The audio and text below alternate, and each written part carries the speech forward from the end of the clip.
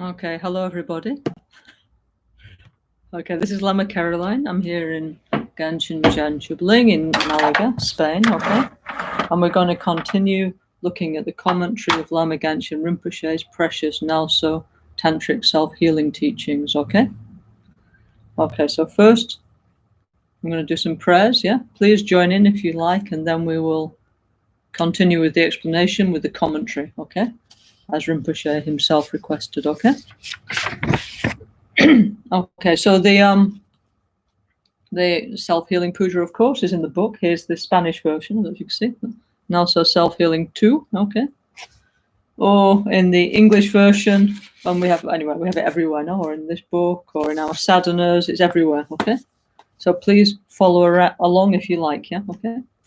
Namo Guru Bhye, Namo Buddhaya, Namo Dhammaya, Namo Sanghaya, Namo Guru Bhye, Namo Buddhaya, Namo Dhammaya, Namo Sanghaya, Namo Guru Bhye, Namo Buddhaya, Namo Dhammaya, Namo Sanghaya, Namo Triratnaya. Sangye Choda Sogi Chonamla Janju Padu Dani Kyasuchi Dagi Jin Sogi Pesonanki Drola Penche Sangye Drupasho Sangye Choda Sogi Chonamla Janju Padu Dani Kyasuchi Dagi Jin Sogi Pesonanki Drola Penche Sangye Drupasho Semche Tamche Dewada Dewe Gyuda Dampa Gyuchi Semche Tamche Dunyal Dan Dunyal Gi Gyudan Drawa Gyuchi Semche Tamche Dunyal Mepe Dewada Midrawa Gyuchi Semche Tamche Nyerin Jada Nidan Trawe Tamnyola Nepa Gyuchi Semche Tamche Lusengi Dunel Sunele Soshin Trayun Lusen Dewa Dan Dempa Gyuchi Semchen Tamchen also Tochin China no Chukoyu Danshin Samane Gyuchi Semchen Tamche Dan Sambolingi Kedo Dadan Chinangi Shide Dan Dukun Dempa Gyuchi Tamche Duni Sashita Semala Sohame Padan La Tiltanya Bedurye Ranshi Jampone Gyuchi La Dami Chupese No Susham Dahani Kitro Kunsan Chutri Lana Me Nanke Kangu Hunkya Gyuchi Onamo Bhagawati Benzasawa Pramadani Tatagataya Ahate Samya Sambuddhaya Tayata Om Benze Benze Maha Tetsa Benze Mahabhidya Benze Mahabodhicitta Benze Mahabodhi Mandropa Samkramana Benze Sawakama Awarana Bishuddhana Benze Soha Kuncho Suki Dempadan Sankhya Jan Chu Sempa Soni Yosu Sodan Tadan Chemponan Dan Choki Nampa Dashin Sangi Mikya Pe Toki Deshin Yudu Gyuchi Malusem Che Kugi Kugyuchi Dude Punje Mise Jomzela Nona Malu Yanda Kengyupe Chomden Koche Heneji Shesuso Gosungu Pe Gone Chaselo No Shahitro Hochupa Malubo Tomene Saditun Tamchesha Kepa Ge Wahanam La Jiran Kuwama Tompa Duda Shune Drowa Chuki Hikolo Kowada Dashan Jena Janchu Chempo no Sashipuki Joshi Metodram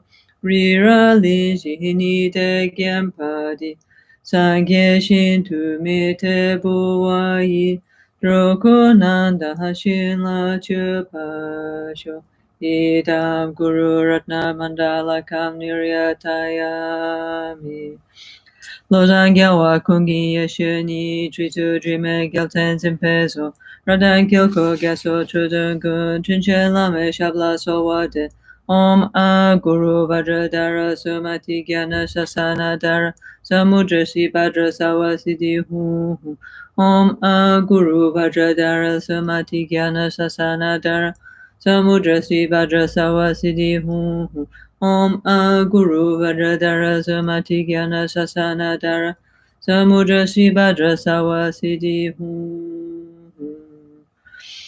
Mucho Sampo Pelgyuta Shipa Tujentem Pehetrile Yanoda Pegedrolo Zampese Pachen Palden La Meheshabla Sowate Oma Guru Vajradhara Suhumahati Muni Shahasane Kama Uttavadanye Sri Bahadra Vasamahanya Sawasidi Humo Maguru Vajradhara Suhumahati Muni Shahasahane Kama Uttavadanye Sri Bahadra Vasamahanya Sawasidi Humo Maguru Vajradhara Suhumahati Muni Shahasahane Kama Uttavadanye Sri Bahadra Vasamahanya Sawasidi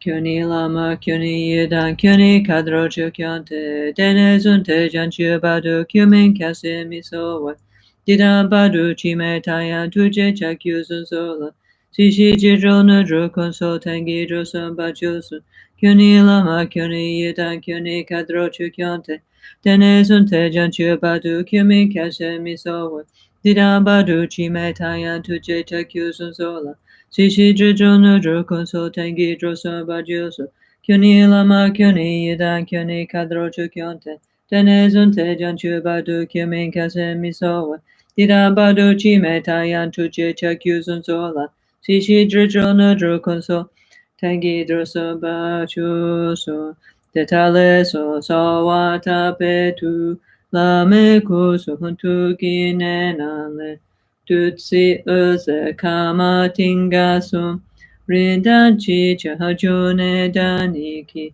Nesun Rindan Chincha Timpale Drishita Shihinada Wanshito Kushito Chilama Nipashi Keshin Timpeji Gila Pagyu Pakyoke kudan dagi lu pakyoke sundan dagina pakyoke tudan dagi danyame jitu jingilo makyoke kudan dagi lu makyoke sundan dagina makyoke tudan dagi Okay,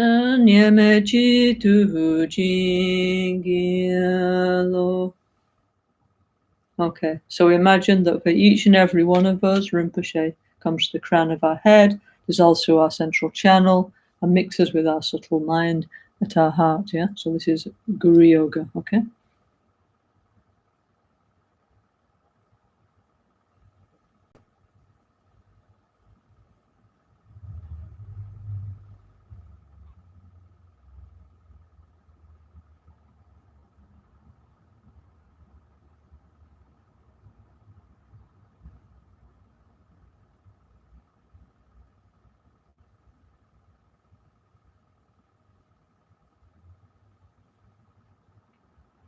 Om Muni Muni Maha Muni Shakya Muni Soha.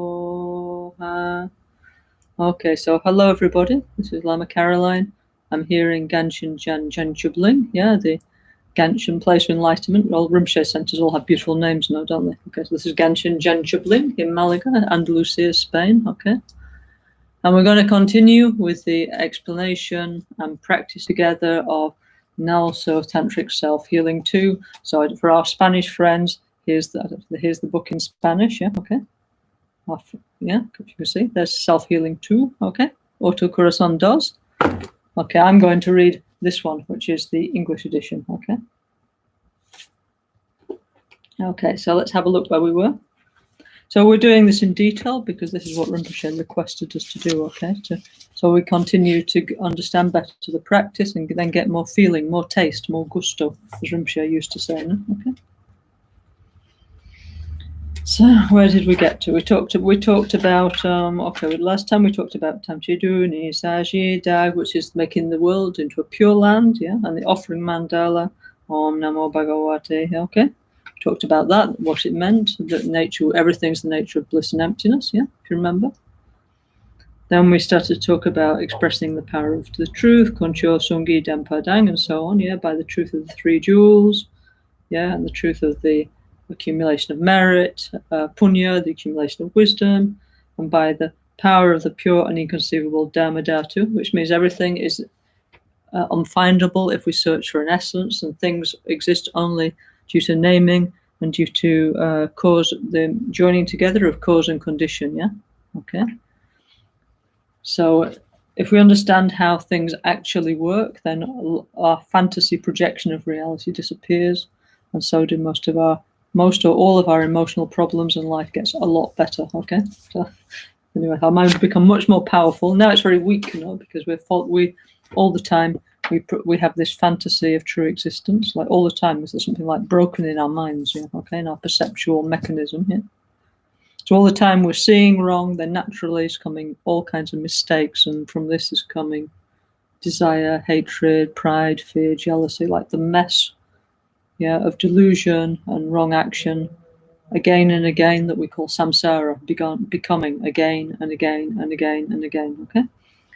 So when we understand reality, all that will dissolve or collapse, or as Rinpoche used to say, the wheel of samsara will turn in. It's like a machine, he said. So now it's going in the wrong way, like in reverse, and producing negativity and pain. Yeah. But when we understand reality, the machine of the body and mind will turn in the right way and produce happiness and well-being for ourselves and others. So that would be much better, wouldn't it? Yeah. Okay. Okay. So anyway, what we're going to talk about in my book, which is here it is, which is turning into a Tibetan picture. Okay, there's page 49. Yeah. Okay. Okay, so we're going to talk about this. Yeah, invocation of the absolute Lama healer. Yeah. So this is this very famous verse that we do all the time. Yeah. Okay, so we're actually supposed to do it like this. I'll just demonstrate for you. Okay. So what we're supposed to do when we do this verse is we're supposed to get some incense, like actually maybe two sticks of incense, but okay. Special version, few. You're supposed to hold incense in your hand like this, okay? Yeah, if possible lit. If not, never mind. When we say Malusam Chen Kungi Gong Gyuchin Du De Pun Se Hemi Se Jom Se La Nona Malu Yanta Ken Gyupe Okay,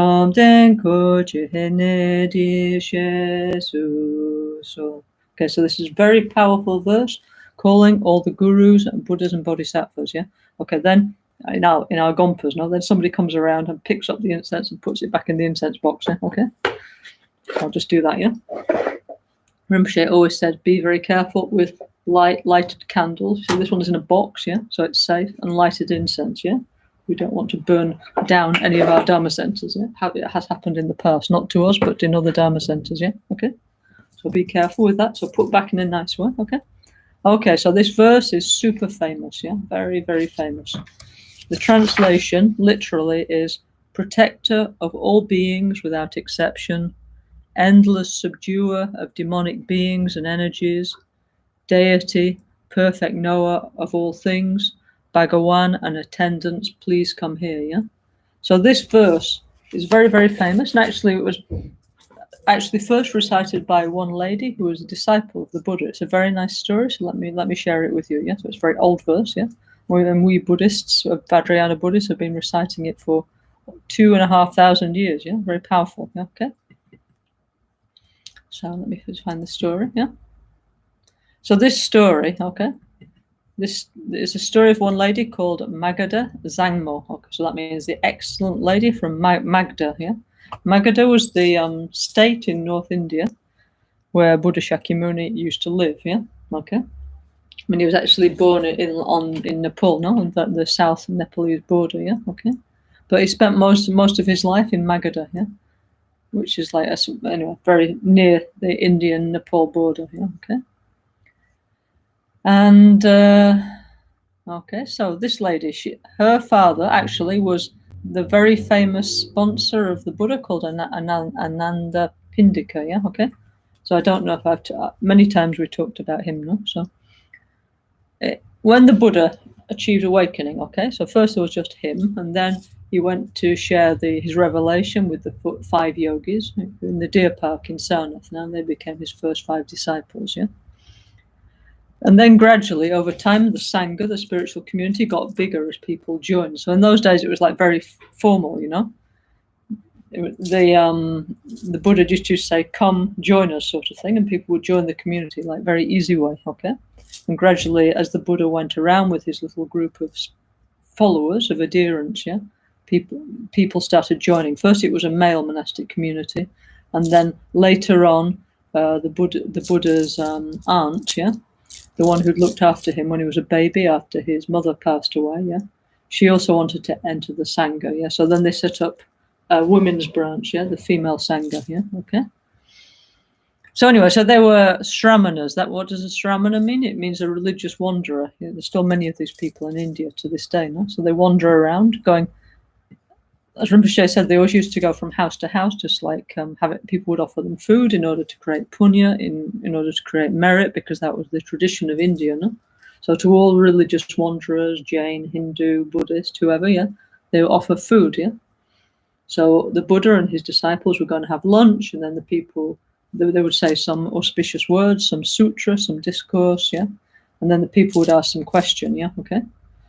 And this is how the Buddhist teachings came about, by people asking questions to the Buddha. And then later on, actually sometime after the Buddha passed away, his disciples, the arhats, they had incredibly good memories. Not like us, no? They didn't need like a YouTube or hard disks or computers and cameras and all that. They just remembered because they had super good memories, yeah? But so anyway, so after the Buddha passed away, then what's called the first council, they all sat down and started to remember what the Buddha had said, yeah. And so the tradition of the sutras came out like that, actually, remembering what the Buddha had said to people. Okay, so most of the year, the Buddha and his disciples would wander around, in the villages, in the towns, in the forest, around, yeah. Okay. But at one point of the year, as you know, those of you who've been to India, there is a monsoon period, isn't there, in the summer? And actually it rains like a lot, yeah, a lot, yeah. So because of our one very strong thing we have in Buddhism is ahimsa, non-violence, yeah. So during the rain period, there's a lot of bugs and insects and animals moving around in the water. So therefore the Buddha and his followers, they felt it was better to stay put during that period, so that it didn't tread on anything, yeah, okay, and accidentally kill many animals just by wading through the water and squashing them, yeah. So that's how the what's called the rains retreat came about during the monsoon period in India, okay. So then, they think, we need to stay somewhere. And they think, we haven't got anywhere to stay because we've been wandering around, They used to live under trees or maybe sleep in somebody's house for 1 or 2 nights or something, yeah. So then they thought, we need somewhere to stay, yeah. So then, of course, by this time, the Buddha had a very long teaching career, 45 years. So by this time, the Buddha had also acquired many lay disciples, yeah, okay. And one of them was one merchant called Sudatta, yeah, who was very kind and very generous, yeah, okay, yeah. And so he decided to buy a place and build some huts for the Buddha and his disciples. Okay, so he thought, okay, I'm going to buy the bamboo grove, yeah, from King Jetta. Now, and I don't know why he decided that would be the ideal place, but obviously it was a really, really beautiful place. Yeah, so now, okay, this is the one I want for the Buddha. So he went to Prince Jetta and he said, okay, I want to buy that. And Prince Jetta said, it's not for sale, sorry. Yeah. And he said, if you want to buy it, you're going to have to cover the whole ground in gold coins. So Sudatta said, okay, no problem. Yeah.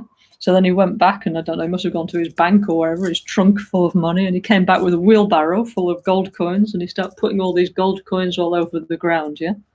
So then King Jetta came back, and then he saw Sudatta was really serious. You know, he asked him far too much money. Then he said, okay, now I see you really, really want this for the Buddha, no, and his disciples. So actually, then he gave him actually a good price. It wasn't that expensive, yeah. So then Sudatta was able to buy this beautiful bamboo grove, and they built the first like little huts where the Buddha and his disciples could pass the rain retreats. Okay, which was the first Buddhist vihara actually, yeah, or monastery. Yeah? Okay. So Sudatta actually was the Buddha's first, what do you call it, Jindala, first sponsor actually. Okay. And later on, he became called Anatha Pindika, which means the one who takes care of the poor and orphans. Yeah, okay, a bit like Help in Action, actually. Yeah, I mean, like Mr. Help in Action. Yeah. Anyway, so he was like the principal lay disciple of Buddha Shakyamuni. Okay. So anyway, so Ananda Pindika is really famous. Actually, they mention him in many different Theravada sutras within the Pali Canon. Yeah, okay.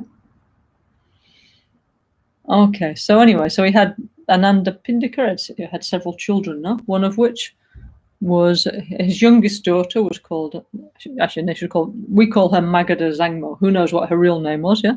But because Zangmo means excellent lady, the excellent lady. So when the excellent lady came of age, yeah, one merchant asked for her, or from another country, asked for her hand in marriage, yeah, okay? And then Ananda Pindika asked his daughter, do you want to marry him? And she said, well, as long as the Buddha can come and visit, it will be fine, because this merchant, Uga, who lived in another country, wasn't Buddhist, but she said, as long as the Buddha can come and visit and I can offer him lunch sometimes, for me it's fine, yeah. Anyway, I can continue to practice the Dharma, no problem, yeah. Okay, so then that's what happened. So Ananda Pindika's daughter, she went to another part of India, like kind of very far away, far, because they didn't have planes, yeah. So some days away by bullock or by horse or by walking or however they got there, yeah. And in this her husband lived in a place called Gokhara, where mainly they were practicing the Jain religion, yeah, okay, which also is a world-renouncing religion based on non-violence, yeah, but a somewhat different philosophy, okay. And anyway, so she was there, okay, and her family, actually, her husband's family were Jains, yeah, okay. And so they would, instead of inviting Buddhists, they would invite these Jain ascetics to come around for lunch, yeah. So they have different kinds of Jain ascetics, like the normal ones who wear like clothes, like normal ascetics, and they have what's called the sky-clad ones, which means naked ones, yeah. So anyway, so they used to come around to the house and they would make offerings to them and so on. So of course she's doing, no, but then she kept on saying, I really, really want to invite the Buddha. And then the family said, yes, of course. And they were thinking, he will never come, it's too far, no? It's like many, many, many, many days walk away. But she said, sure, please go ahead and invite the Buddha, no problem, yeah? So then what she wanted to do is she said, okay, I'm gonna prepare a meal for the Buddha and his followers, yeah? And then for sure, tomorrow it will come. And they're all like, okay, fine. They were thinking, okay, if they don't come, no problem. We can eat it. We can give it to our Jain ascetics, no problem, yeah? Okay.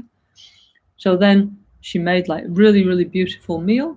And then she went up on the roof of the house. Like in India, they have like these flat roofed houses, yeah, okay?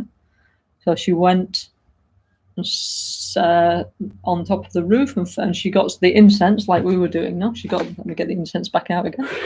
So on top of the roof in Gokhara, her husband's house, she went up with some incense on the roof, yeah? She knelt and she faced the Jetavana, the bamboo grove, where she knew the Buddha was, yeah? And then she recited this prayer, yeah? Malusam jen kungi gungu chin tu de punje hemize jomzela. Nona malu yanda kengyu pe chom den ko chene di shesu. So, yeah. And she strongly requested the Buddha and his disciples to come to her house and to receive, to have lunch, yeah. So so she receive, we call it receive alms, no. So that she could generate merit, no. So the Buddha, who was the Buddha, no. So he heard from many hundreds of kilometers away. He heard her thoughts, yeah. Then he said to Ananda and Subhuti and all the monks around her, he said, okay, let's go to Gokara. Let's go and see the excellent, my Ananda Pindika's daughter. She's calling us, yeah, okay? So, so then what happened is that then through the sky there came a procession of monks, yeah? Okay, and there came many, okay. Some were walking through the sky, like levitating. Some were riding on dragons. Some were riding on garudas. Some were riding on rainbows. Yeah, and so all the arhats. Yeah, the arhats means those who'd achieved nirvana. No, like Subhuti. I don't know, like Mahakashyapa. There's many of them. No, Ananda.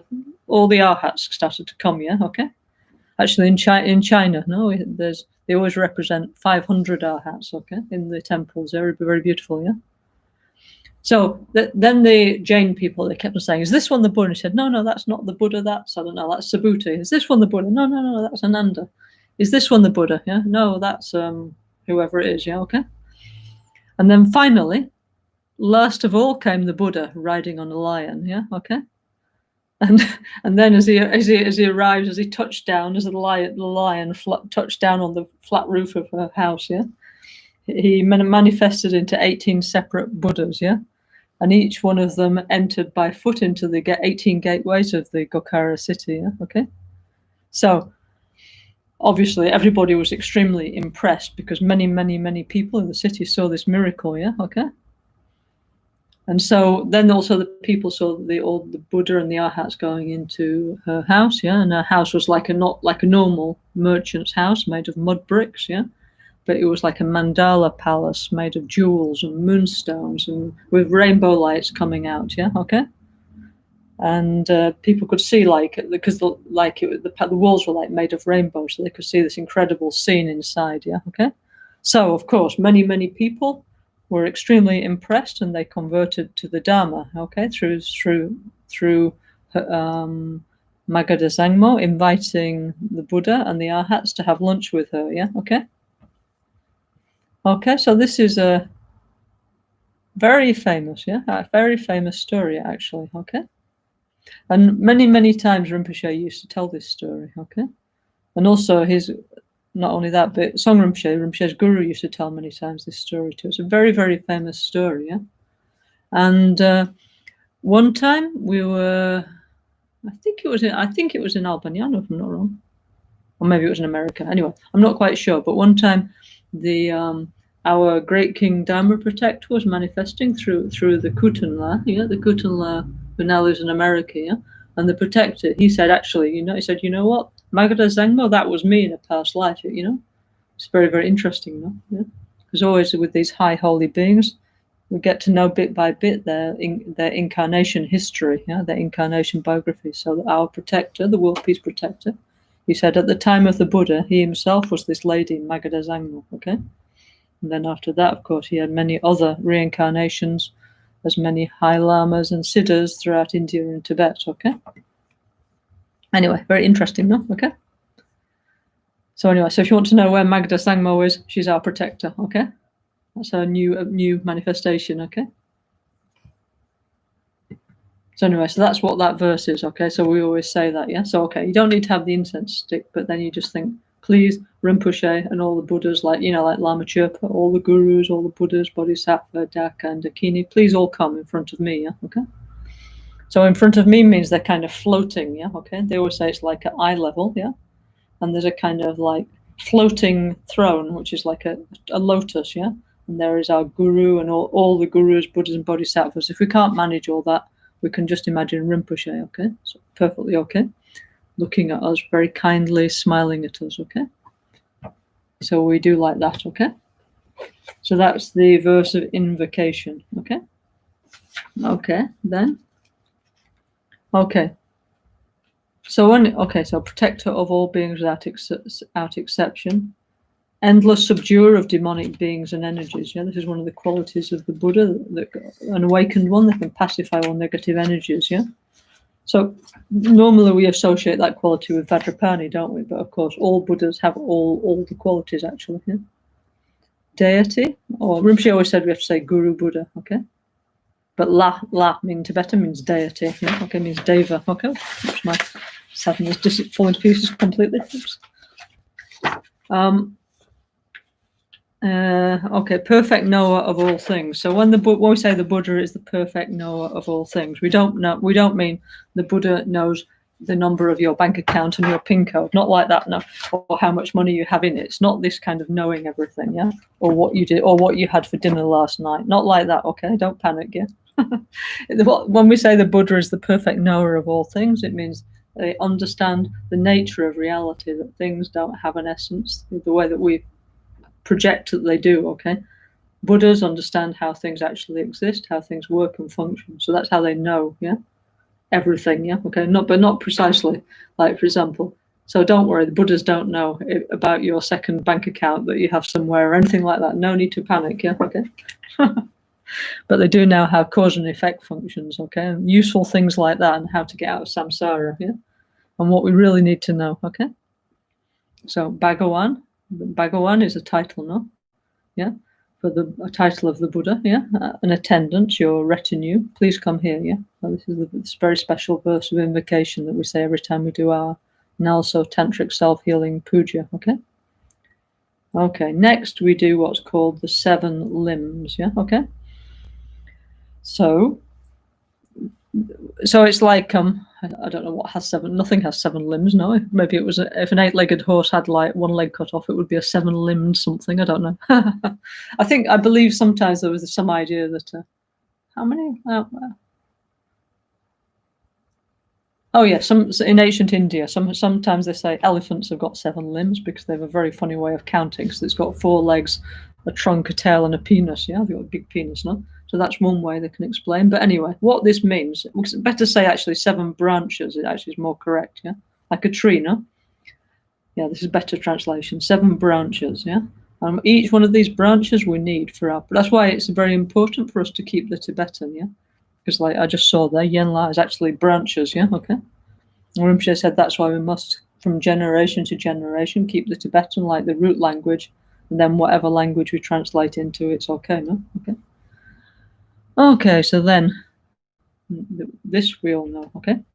Gosungu pe gone chaselo, no shan yitro chupa malubu, tob mene sa ditun tam chesha, kepa gye wahanam la jiran, kowa mato badule shune, drola chuki hikolo kowada, danshan jena janju chempu no. First one, with body, speech, and mind are prostrate. Yeah, first is prostrations. Yeah. Second, I offer real and visualize offerings. Number 2, making offerings. Third, I confess all my destructive actions and mass since beginning of this time. Third, confession of negativity. 4, rejoicing. I rejoice in the virtue of ordinary and high beings. 5, requesting the Guru Buddhas to remain. Please remain until samsara is emptied. Then number 6, request the turning of the wheel of Dharma, request Dharma teachings. So turning the wheel of Dharma teachings for my greaters. Number 7, dedication. The positive energies of myself and others I dedicate to great enlightenment. Yeah, okay? So in all pujas that we do, yeah, okay, whether it's Lama Chirpa, Chenrezig, Manjusri, Vajrapani, Tara, Heruko, so many, no? Hundreds, yeah? We always have this invocation. We always have refuge, bodhicitta, calling the Guru, yeah, and invocation of the Guru Buddha, and the 7-limb prayer and mandala offering, yeah. So this is very, very, very important, okay? So in many of our commentaries, for example, in Ganden Ligema, which is the commentary explaining the 100 deities of the Tushita Pure Land, which is about the Guru Yoga of Lama Tsongkhapa, or, for example, we have this very nice commentary on the Guru Puja by Kachan Yeshi Gyaltsen, yeah, which is called Manjusri's Inner Secret, yeah. That's translated into English, obviously, yeah. And you can get it from, what's it called? Let me have a look here. You can get it in America, yeah? You can get it from, anyway, you can get it from our shop in Albaniano. Maybe you ask them, yeah? Okay. If you ask for this very, very beautiful commentary, yeah?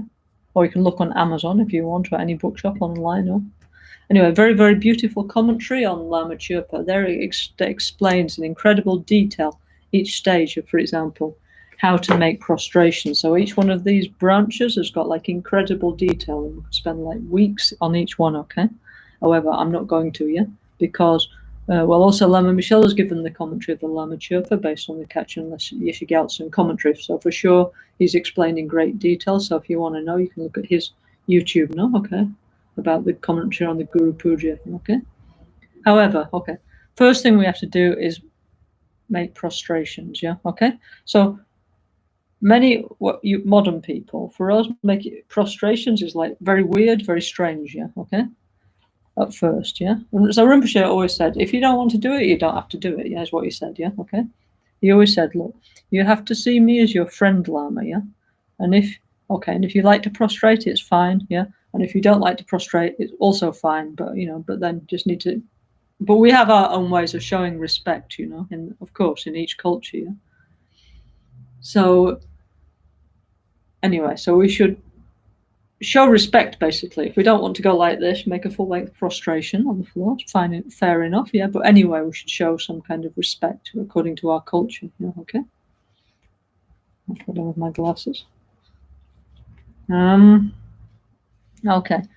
Anyway, if we do like to make prostrations, there's all kinds of prostrations we can make. For example, we can just go like that. For example, some people who have mobility problems, yeah, you can just put your hands together like this, yeah. And you can imagine you're making a prostration. They say that in some of the Tibetan commentaries, actually lost my glasses now. We're done with them. In the Tibetan commentaries, they say that while you're making prostrations, if you're very tall or very fat, it's better, yeah, because it says that the more atoms of your body touch the ground, the more merit you accumulate. So if you're very tall and big and fat, you accumulate more merit than small, thin people, is what they claim, yeah? I don't know if that's true or not, yeah? But they claim like this, yeah, okay. So anyway, show some respect, okay. So you can show respect with your body, like for example doing this. We have many ways of showing respect now, according to body language and things, yeah. Showing respect by speech means, of course, we should speak in a nice way, like with a respectful way towards our guru, Why? Because according to Vajrayana Buddhism, actually it's true, the Guru is the source of our realization, yeah? So we should be incredibly grateful, for the opportunity to receive their blessings, yeah? Whether our Guru is alive or is dead, dead and is in the other form, between lives, yeah? We should always show incredible respect and be very thankful for having a Guru, who's able to guide us on the path to enlightenment, yeah? Okay? So we have to show respect with our body, okay? For example, that's why they have all these things like in the Gompa, you shouldn't sit there with your feet out, or lying on the floor playing with your phone and stuff like that, because it's kind of rude, no? You should look like you're interested, yeah? However, Rinpoche was always like, he said, many people come because they're tired and they're sick. So he was very, very kind to everybody. That's why we installed like cozy sofas in the Gompa. And he didn't mind whatever anybody did, because he was incredible bodhisattva, no? So whatever people did, even if they sat there with their feet out, played with their phone, or even stood on their head, and we had some people that stood on their heads even during the teachings, yeah? It was okay, because he had this incredible heart that was big enough for everybody, yeah? Okay? However, generally speaking, that kind of stuff's not allowed in Dharma centers, yeah? Okay? But Rinpoche he had such a huge heart. It was like a big mother to everybody, no? Okay? And everybody was like his children, no? Okay, so we need to speak with respect, and also have prostrating with the mind, having positive thoughts, yeah? So Rinpoche used to say, minimum, we need to see him as our friend, and we shouldn't start by seeing the guru as like, how do you say, like fantastic, like Buddha, and then afterwards the esteem goes down, down, down, down, down. He used to say till the guru ends up on your flip flops, on your avayanas. So it shouldn't be like that. Once you have like an esteem for our guru, it should stay there. Yeah, okay. Maybe it takes some time to build up, but it's a more stable one. It's better. Yeah, okay. So anyway, so we should have respect with body, speech, and mind. Yeah, okay.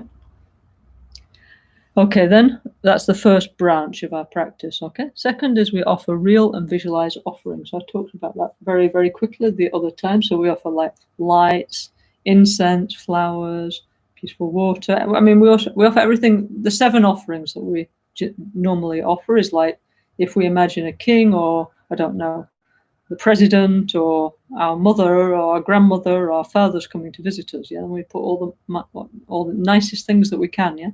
Like at Christmas, no?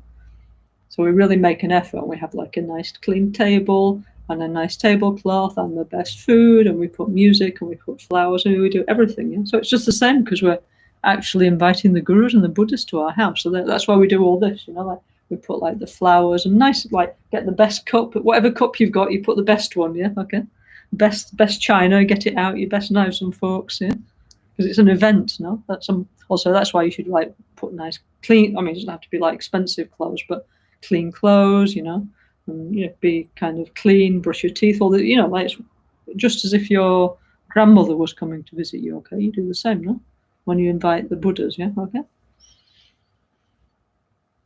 So we offer real or visualized offerings, so we can offer not only things that we personally own or bought, but for example, we can offer like all the mountains, the forests, the seas, everything beautiful, everything in the supermarket, everything in the shopping center, everything that we find beautiful and attractive, we should offer, okay? And also we should offer things that are nice, that we find nice, yeah? Not something that we don't want. It definitely is not a good thing to offer, yeah, okay? So if you like, I don't know if you like, for example, Swiss chocolate, that's what you should offer, You should offer what is pleasing, actually, yeah? Yeah.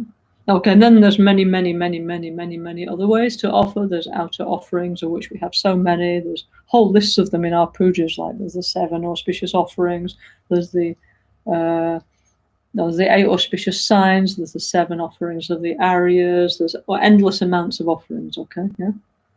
Tons of 16 offerings, like in Vajrayogini Puja and Charitasamani and Haruka, there's loads of them, okay? And then we have inner offerings, yeah? Which is we transform on the basis of transforming our body and mind, which is actually through self-healing, no? Transforming our inner elements and our emotions. We develop new bliss and emptiness. Then that bliss we offer to the guru, okay? And that's also part actually of offering of practice, yeah? Which is the best offering, yeah? Yeah. So even if we've got no money, we can offer a bowl of water. Everybody has some water, no? And we can offer our practice, yeah? Whether we say 1 mantra or 1,000 mantras, or we do many recitations, or I don't know what we're doing, selling books, working for a Dharma center, helping the others, helping the poor, reading the scriptures, so many different positive actions. All our practice, yeah, we offer to the Guru Buddhas, okay?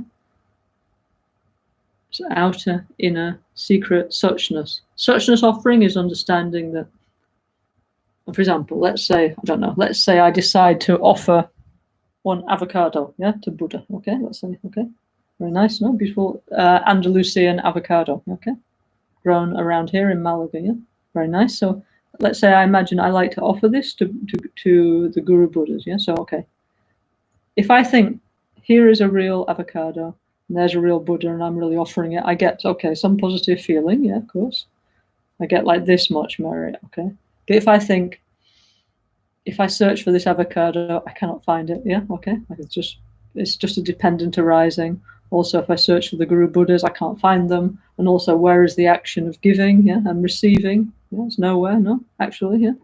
Just something I labeled a dependent arising. Yeah, okay. So if we think of what's called the emptiness of the 3 circles of the person who receives the offering, the person who gives the offering, and the offering, all these are empty of inherent existence. Yes, relatively they exist, but if we investigate more deeply, they are just dependent arisings, yeah?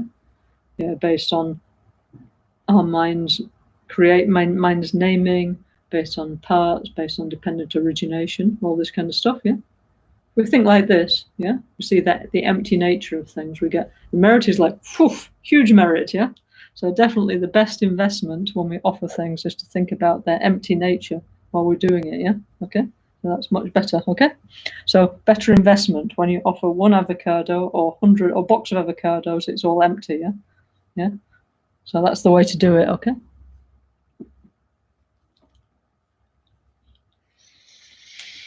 Okay. Third branch, I confess all my negative actions amassed since beginningless time. Yeah, so that might take a long time. Yeah.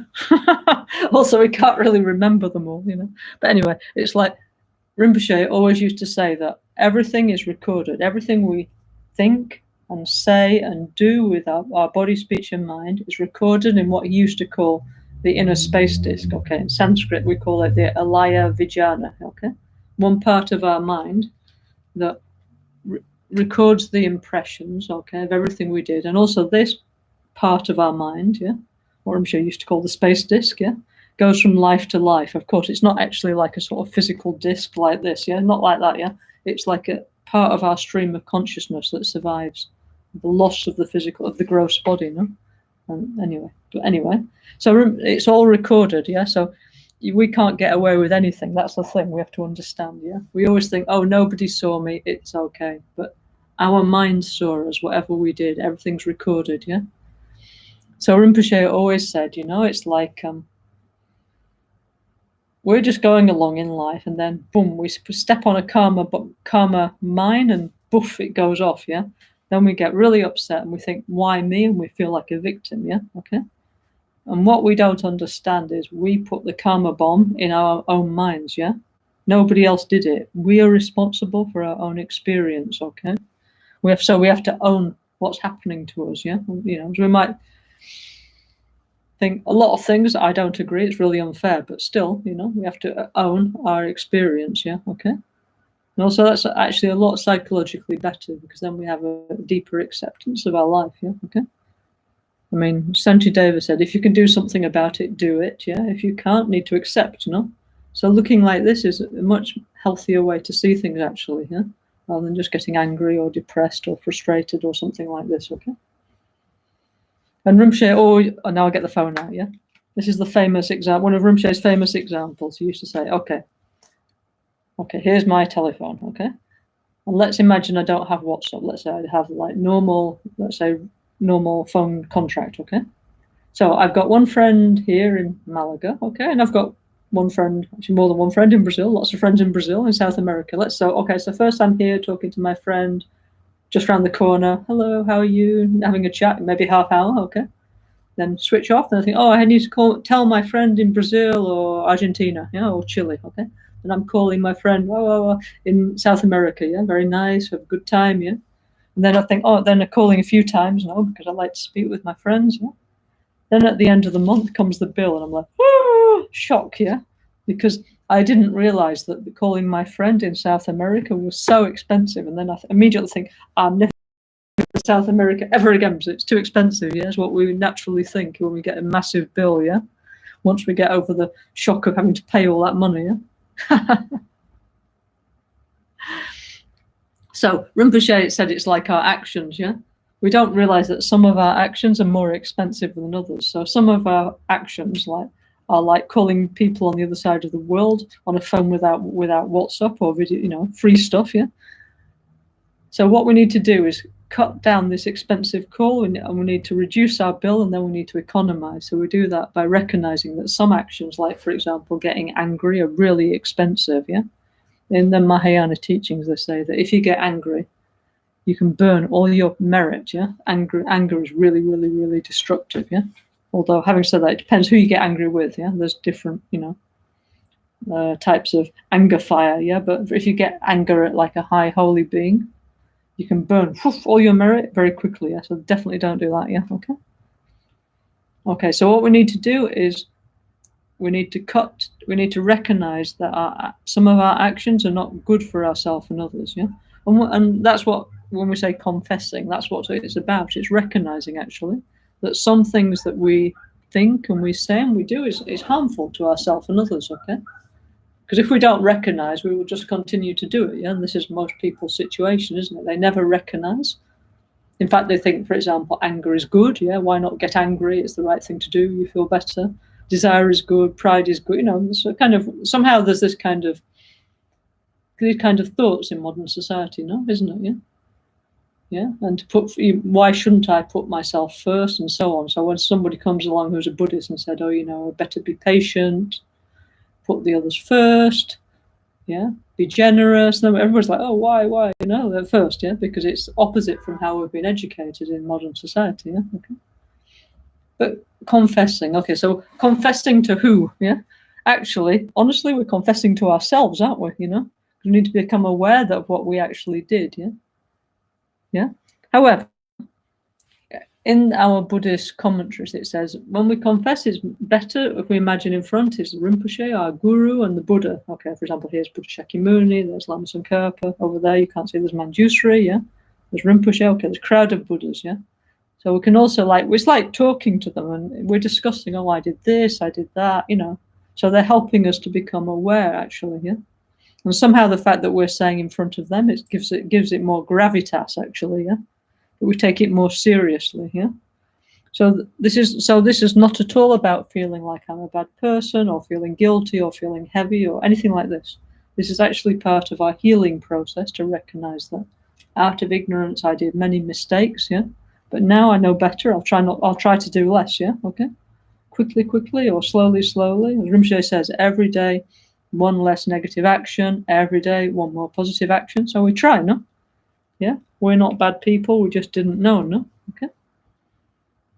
Okay, so I confess all my negative actions. Yeah, negative in Buddhism, negative means something that harm ourselves or others. It's easy, no? If it doesn't harm anybody, it's okay. However, we shouldn't delude ourselves thinking some things that I like is good. That's not the same thing, yeah? Okay. And I confess all my negative actions, even the ones I can't remember, especially the ones I can't remember, amassed since beginningless time, yeah? Okay, so that would be a lot, wouldn't it, yeah? Yeah, I mean, even we can't remember what we did last month, no? Let alone like 10 years ago or when we were a child. But here it says all the past lives we had and all our past incarnations when we were a human or an animal or an amoeba or whatever, a fish, an insect, whatever we were, all the negativities that we created out of ignorance, we confess them all, yeah? So beginningless time would be since the start of time, which according to modern science is 14 billion years, okay? So we have to confess 14 billion years of acting in the wrong way, okay? Oops, that was a lot, yeah? So what they say is, but just the fact that we're here listening to the Dharma means we're almost there, you know, if it's like a race, no, to the finish. We're almost at the finishing line because we've been through billions of years of lives and incarnations and experiences, good, bad, unsatisfactory, always in samsara, dying again and again, being born again and again. But just the fact that we met a guru, that we're listening to the Dhamma, we're almost there. The finishing line's in sight, yeah? We've come, the majority of the journey is already done. Now just a little bit more, we'll get enlightened. So we should feel encouraged, okay? And feel very positive, you know? We're all pure and positive inside, but we just need to overcome our mistakes, yeah? Okay? Okay, number 4, branch number 4. I rejoice in the virtue of ordinary and high beings. So, I mean, basically, we should rejoice in whatever anybody does that's good, isn't it, you know? Like, and there's a lot, actually, despite what we read in the media, there's actually many kind people, good people around us all the time. For example, sometimes better to look in the local newspaper than the national newspapers, no? And we know there's many people who are selfless, taking care of others, doing what they can. So we need to rejoice in all their actions. And so many people in each town and city and village who are kind and helping the others. So we should rejoice, yeah? And all the people around the world who are trying their best to help others, to be kind, to help the environment, you know, all those wonderful people, yeah? Then on top, we should rejoice in the virtue and positive idea and message of the holy beings, okay? So, of course, our guru, our lineage, and then all the other holy beings, I mean, of which there's many, no? So there's thousands and thousands of them, actually. Yeah? So, for example, the great Sikh masters, the great Jain masters, and mistresses, also female ones, no? Great Hindu people, Christians, scientists, whoever did anything good, you know, in the world, yeah, okay? We should rejoice in all their virtues, yeah? I mean, of course, finally, we have to think that the people who understand reality, they have a higher view than the average people, yeah? So that's why we say there's two kinds of people, the Arya and the non-Arya people, okay? Aryas are the one who understood reality, yeah, okay?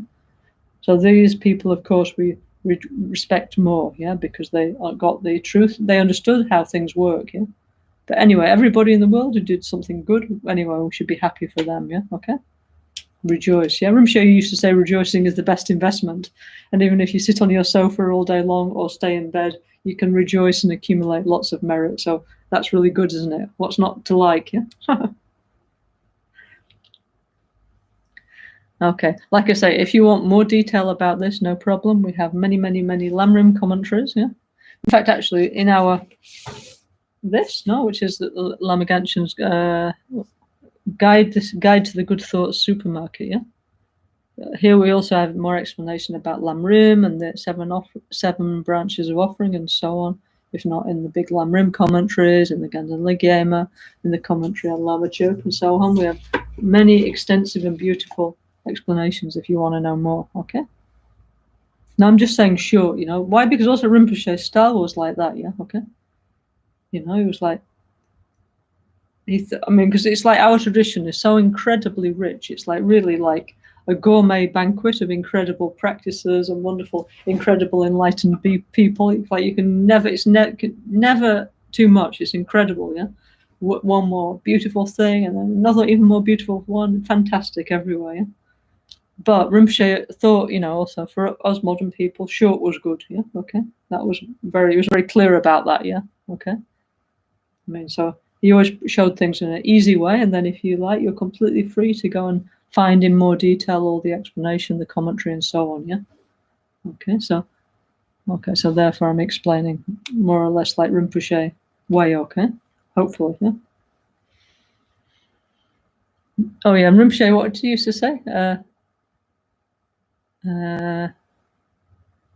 Anyway, you always used to say rejoicing is the best investment, and you made T-shirts. No, we had to wear all these T-shirts. Rejoicing is the best investment. So I think we should make more of those in our sangha and sell them in our shops again. Yeah. So it's definitely better than being jealous, no? Because anyway, if somebody's got something or somebody that you want, jealousy is useless, and you won't get it anyway. So much better to rejoice. You know, be happy for that person, and also then you have a better feeling. So what's not to like about rejoicing? It's definitely the right way to go, no? Okay, next branch, please remain until samsara is empty, yeah?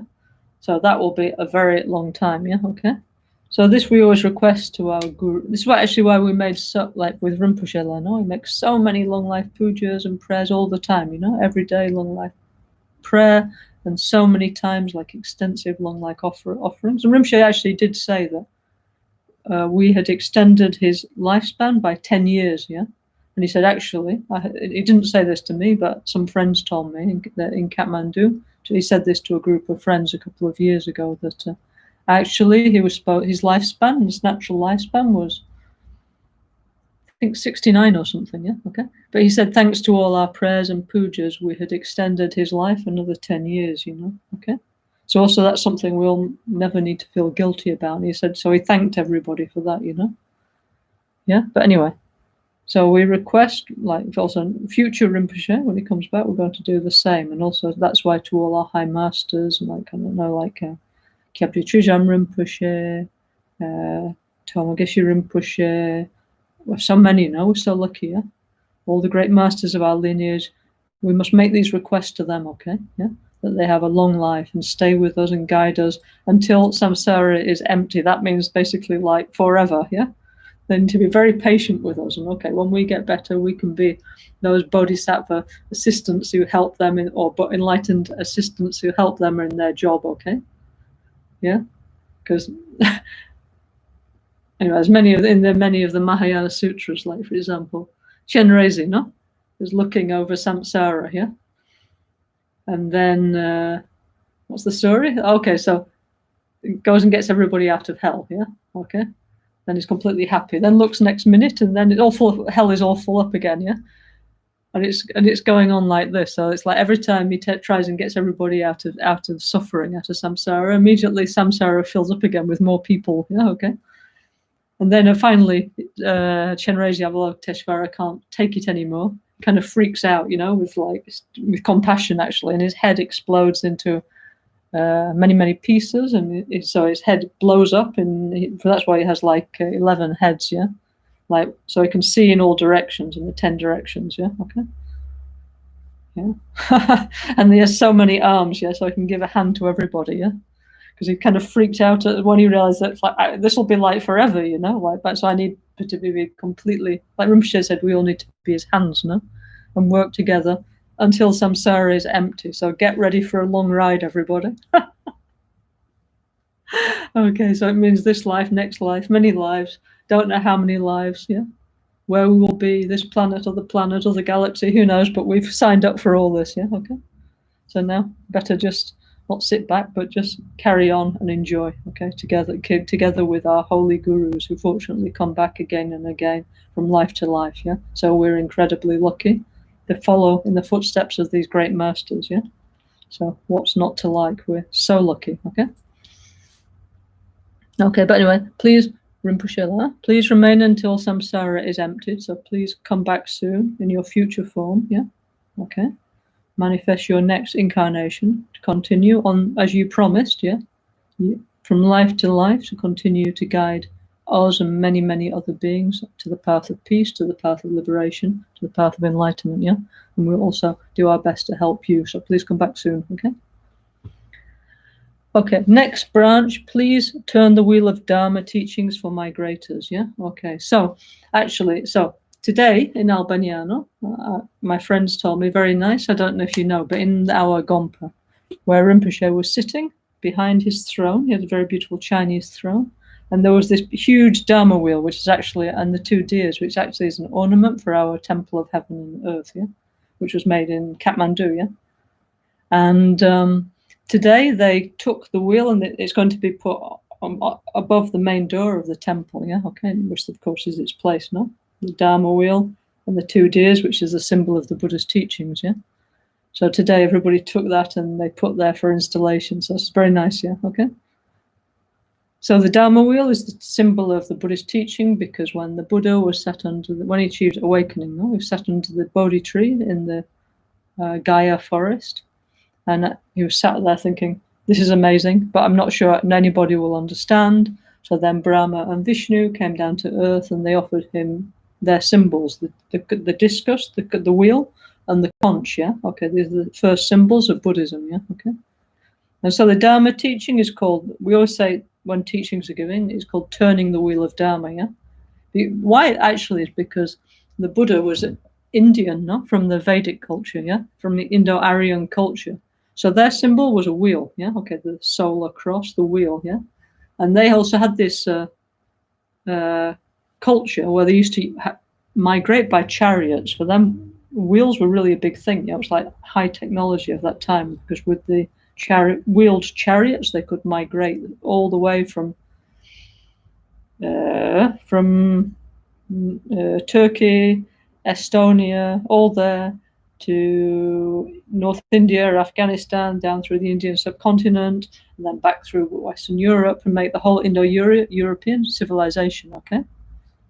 Anyway, so that's the symbol, yeah? So it's always turning, always going, and that's the idea that the Buddhist like the Buddha, he's always making this turning the wheel of Dharma mudra, like it's the wheel's turning, always going, and that's what we want. The Buddha's teachings, the teachings of awakening, go from generation to generation, so people's minds awaken and everybody passes it on to their friends, and more light is brought into the world. So how nice, yeah? Okay, so we say, please turn the wheel of the Dharma for migrators. So who are migrators? Yeah, drawa, yeah.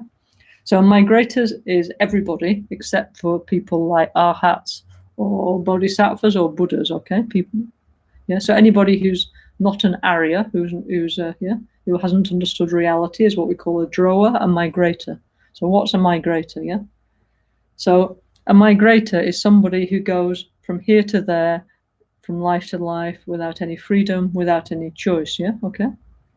So this is our actual situation. Yeah. And for us, actually, that makes us feel very uncomfortable if we think about it. But this is how it is. Yeah. Because we all seek comfort now, we all seek security, and we all try and build up our lives and our relationships and our house and our things and our cat and everything, yeah. But finally, one day we'll all go, no? Yeah, okay. And we'll be without choice, we will have to wander again to a new life, and it all start again and again and again and again. So we're like sort of refugees within samsara, and each time we have to leave everything and, like refugees, start again with nothing. Yeah, okay. Basically, apart from our luggage, which is our karma, which we take with us from life to life. Yeah, so we're all migrators, wandering through the 6 realms of samsara, through the heavens, the hells, through the demigod state, through the human realm, through the ghost realm, through the animal realm, without any rest. Yeah, so tiring, so exhausting. Yeah, so this is why we need the path to peace, the path to NgalSo, the path to relaxation, to healing. Because imagine, for lifetimes, even millions of years, actually, billions of years, we're wandering without any rest, going from life to life, and all that stress and anxiety, and it's really, really boring. Yeah, okay. So therefore, please turn the wheel of Dharma for migrators, like i.e. us and all other beings, okay, who are not Aryas, okay, who don't have control. Yeah, if you have control, you're not a migrator, you're a guide, actually. Yeah, you may be going around, but it's for the benefit of others. People like Rinpoche, Genshin Rinpoche, for example, is not a migrator, no, because out of choice he returns from life to life to guide people. Yeah, him and our other high lamas. Yeah. So fortunately, we can, like I say, we're in the caravan of these. We call them like charioteers, for these great guides who lead the way, and we're all like sort of hanging on behind. Otherwise we'd be totally lost without them. Yeah, okay. So we're very lucky, no? Okay, then 7th branch, the positive energies of myself and others I dedicate to great enlightenment. Yeah. Okay, so always when we do something positive, at the end we make a dedication. So I've said this. There's one. I think it's the Surananga Sutra, very famous Mahayana sutra. So they have this. Well, I mean, all the sutras are fantastic, yeah. But in that sutra, they say how do you keep a drop of water? And you keep a drop of water by putting it in the ocean, yeah. So how do you keep your positive energy? By dedicating it for all sentient beings. Yeah, nice, no? Okay. So what we want is our positive energy to grow and grow and grow more and more. And we don't want our reservoir of positive energy to be cracked or broken or polluted or whatever. So therefore, what we do is put it in the ocean of all beings, and there it stays, and it grows and it grows and it grows, yeah, up to enlightenment. So that's how we have to do it, yeah. Okay. For more details on the 7 branches, yeah, please consult the commentaries on Lama Chirpa and on the great Lamrim commentaries, and there you'll find all kinds of beautiful explanations in a very detailed way. Okay. So thank you very much. Yeah. Okay. Okay. So now next, we're on in this book. We're on page 51. Yeah. Okay. And it says mandala offering. Okay. Okay. So this is where we put our hands together like this. I don't know if you can see my fingers. Yeah. You can see like that. Yeah. Okay. Okay, we make this what we call mudra. Yeah? This in the middle is Mount Meru. It's the cosmic mountain. On the other bits around, there's 4 continents. You see, there's 1, 2, 3, 4. Yeah, this is Mount Meru and the 4 continents. This represents the world. So you could do like this, or you could do like this. Okay, if you prefer. Offer a world, yeah? Maybe that's the more modern version. Okay. As in Rinpoche, have you seen in Rinpoche's Gompas, he always had like all the flags of the world he liked very much, yeah? And also he had like globes and things. Why? Because really we need to make inner and world peace. And it's true, the mandala offering is offering the world, yeah? But we imagine our ordinary world becomes a pure world, okay? Okay, so we do like this. We put our hands like this. Actually, you're supposed to get your mala and go like this, wrap it around, yeah? Not supposed to do the mandala offering with empty hands. So you can do like this, or we have some mandala kits, yeah, okay. Or, I mean, there's many possibilities. Here's another mandala, could also offer this, no? But usually we just do in the easy way. We do like this with this gesture, yeah. Sometimes in the pujas, yeah, people bring, like in the Guru Puja, in the long life pujas, people have like a mandala kit, and they have a cloth, and they put the rings and they offer the mandala. So if you have time, that's nice too, okay.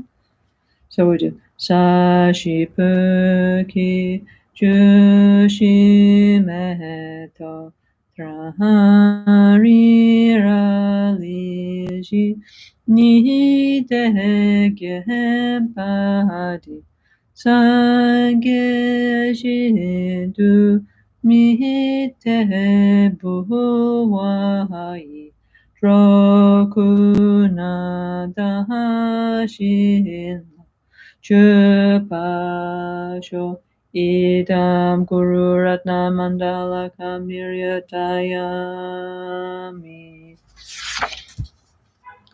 Ground sprinkled with perfume, strewn with flowers, adorned with Mount Meru, 4 continents, sun and the moon, I offer in visualization as the pure land of the Buddhas. May all beings thus enjoy this pure land. Yeah? And Idam Guru Ratna Mandala Kam Niryatayami means, to you, Guru, I present this jeweled mandala, okay? Not Yidam. It's Idam, it's Sanskrit, okay? Yeah? So, okay, so when we say this world is adorned with Mount Meru, 4 continents, sun and the moon, this is the ancient Indian way of understanding what the world looks like according to what's called the Abhidhamma, okay? So anyway, in the ancient times, they had different ways of understanding the reality. So offering like that would be perfectly okay, like the world, yeah? But imagine not a dirty world full of violence and suffering, a pure world, yeah? You know, so kind of more like a kind of heavenly world, yeah?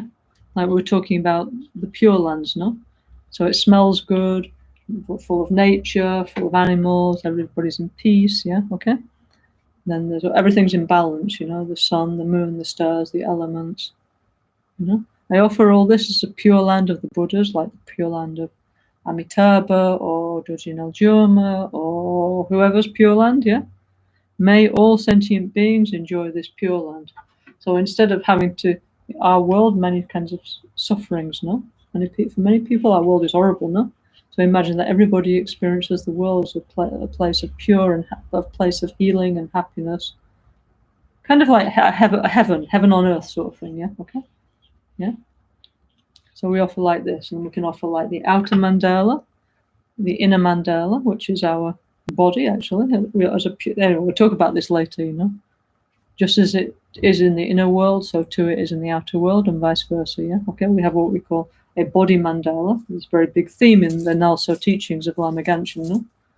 So we have also a pure inner world, yeah?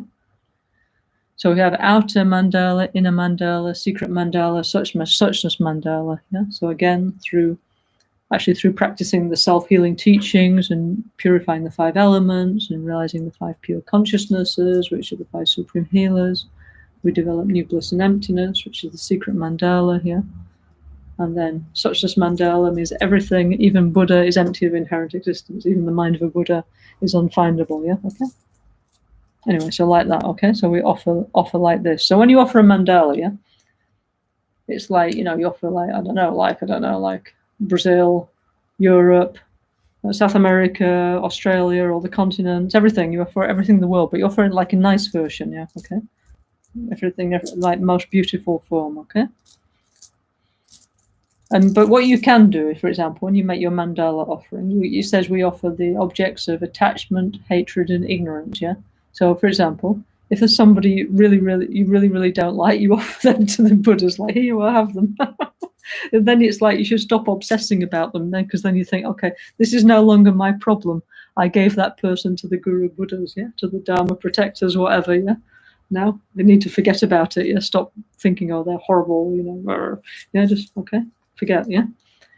If there's somebody you're really fixated on, full of desirous attachment, also you need to give them to the Buddhas, or so, let's say, I don't know.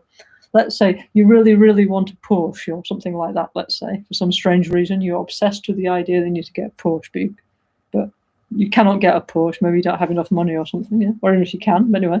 But you're obsessed with a Porsche, so you offer that to the Buddhas, yeah? Okay? Why? Because then we like let go of this idea. That's the point, yeah? Okay. So let's say, even for example, you got a new Porsche, yeah? Whatever kind of car you wanted, yeah? You can offer it to the Buddhas, but don't worry, the Buddha won't go get in and drive it off. No need to panic, yeah?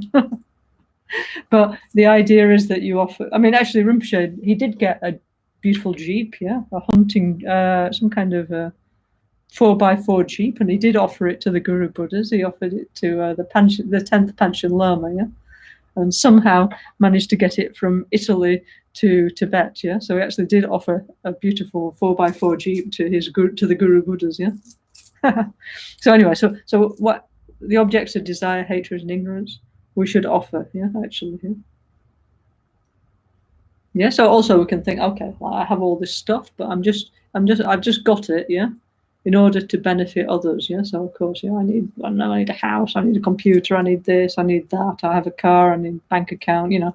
Why I need all this is so that I can live in order to be of benefit to others. So then it's like you're using all these things but are less attached, yeah. Okay. That's the idea. It's more psychologically healthy, yeah. So we can do like this, yeah. Okay, so then we say Idam Guru Ratna Mandalakam Niryatayami. Okay, like this. And then we can go like this, yeah. And unfold the mandala offering, yeah, okay. Okay. Okay, and every time we make a request, you know, like for example in the 7 limb prayer we request, oh, you know, I offer offerings, yeah. I confess, I rejoice. We offer, you know, do all these offerings, make requests. Each time from the heart of the Guru Buddhas is coming lights and nectars, yeah? They're smiling at us very nicely, approvingly, yeah? Why? Because we need approval, yeah? And that each time we say, okay, make you an offering, their energy is coming back. They're blessing us. They're giving us, we call Jin Lab, yeah? Okay? A wave of energy that's transforming our behavior, okay? So all the time we're kind of like bathing in the energy of the holy beings' blessings, because they really, really want to give us blessings and to give us energy. But from our side, we need to create some kind of connection with them so they can do so, yeah? So it's like 2 hands shaking. You can't shake hand with 1 hand, no?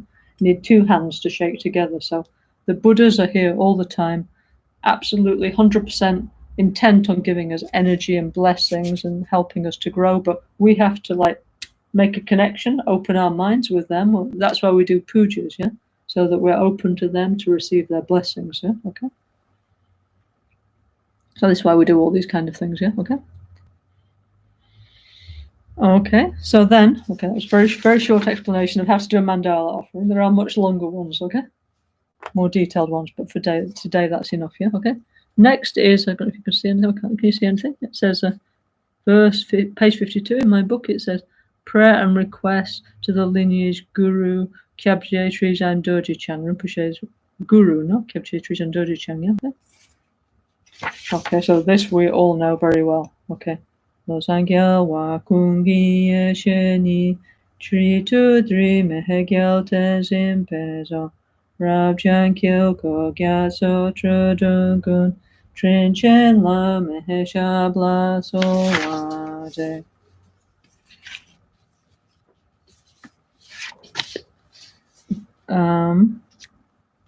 Where is it? Kind Lama, principal holder of the stainless victorious Dharma, Lord, emanating and reabsorbing an ocean of infinite mandalas, at your feet I pray. Okay. Okay, and then Kyabje Trijang Rinpoche. This is the mantra, one we say is the mantra of Kyabje Trijang Rinpoche. This mantra actually is the mantra of the previous Trijang Rinpoche, okay, who's Rinpoche's guru, yeah? And now we have the present, fortunately, the present Kyabje Chogtrul Rinpoche, no, the present incarnation of Kyabje Trijang Rinpoche. So he has mantras slightly different, okay? But anyway, we say this, it's fine, okay? It's perfect, yeah, okay? Okay, so then we always did like Om Guru Vajra Dara Sumati Gyana Shasana Dara Samudra Shri Bhadra Sawasiti Hum. Om Guru Vajra Dara Sumati Gyana Shasana Dara Samudra Shri Bhadra Sawasiti Hum. Om Guru Vajra Dara Sumati Gyana Shasana Dara Samudra Shri Bhadra Sawasiti Hum. Now, Kanshin Rinpoche, whatever he did, before anything, he would recite his guru's prayer and mantra, yeah, this one we just repeated, yeah. So now we should do the same thing for Kenshin Rinpoche, okay? Whatever we do, like first thing in the morning, before lunch, after lunch, before we go to bed, whatever, before puja, all the time we should recite Rinpoche before we get in the car. Anytime we should recite Rinpoche's prayer, yeah, and name mantra, okay? Because why? The most important thing is to receive the inspiring blessings of our guru, okay? So Rinpoche, he did like that, and now we have to do like he did, okay? So, okay, so these prayers, yeah, to our gurus, yeah, okay? They're actually like the guru's name with some like special words showing their qualities. Like, for example, here it says like this one about Kyabje Trijan Dorjichan, it says Lobsang Gyawa Kungi Yeshini. So, Rinpoche's guru's name was Lobsang Yeshe, yeah. Galtsen, yeah. Galtsen.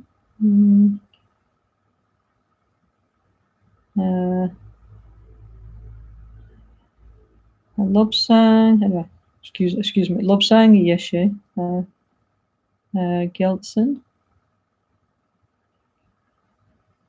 Anyway, its name was longer than that. But anyway, so these prayers, they're showing the quality. They all work like this. There's the guru's name, like Lobsang, like Ganshin Rinpoche, you know, Lobsang Tubsen Trinli Yapel, yeah, his name, yeah.